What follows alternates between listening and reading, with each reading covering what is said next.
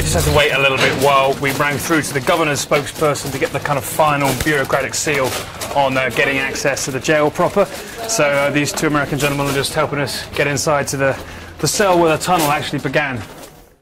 From outside, these Kandahar prison walls look unbreachable until you see inside. There, Americans and Afghans have unearthed just how sophisticated the Taliban were when they broke 475 militants out of here. The narrow tunnel doesn't travel straight, but has support beams, a tube to feed in oxygen, light fittings, and the dirt was wheeled out on trolleys. It must have been a mammoth operation.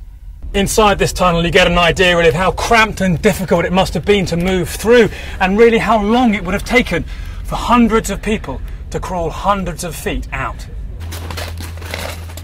We go inside and enter where the Taliban were held, the political bloc, wondering exactly how did no one notice the months-long operation. We're told not to film any of the Americans, Afghans or prisoners. The corridors once full of insurgents, the cells all empty.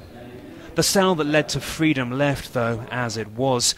Life here had little luxuries and one big one, an escape route.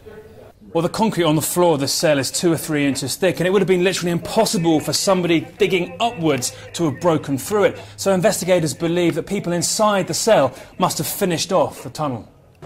Nobody wants to talk. Nobody here was on shift that night, they say. Was he here that night? If the general comes, he replies, he'll punish me for letting you in here for a long time. Well, we're not quite sure why, but in the last 5 minutes, both the Americans and the Afghans have told us to leave. So we're going to do that. We look for where the tunnel emerged. It is inside this house, the hole in the back of a front room now filled in. Well, once the prisoners had emerged from the tunnel into the compound here, they faced 2 choices for how they could leave. One is a door in the corner over there, and that leads out onto a canal. Not very useful for the minibuses they apparently escaped on. The most obvious choice would have been this, the front door of the house, and this leads right out onto the main road opposite the prison. Yes, the house is less than 100 feet from the prison's main gate.